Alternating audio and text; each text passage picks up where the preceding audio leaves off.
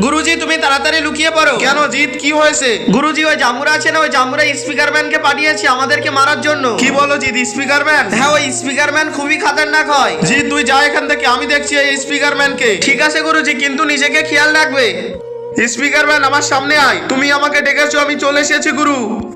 এসে গেছিস যখন তাহলে এই নে, তোমার ম্যাজিকই আমার কিছুই হবে না গুরু। আরে গুরু তো ওর সঙ্গে লড়তে পারছে না, এখন আমাকেই কিছু করতে হবে। এই এদিকে দেখ। ভালো হয়েছে যে তোমাদের দুজনকে একসঙ্গেই পেয়েছি।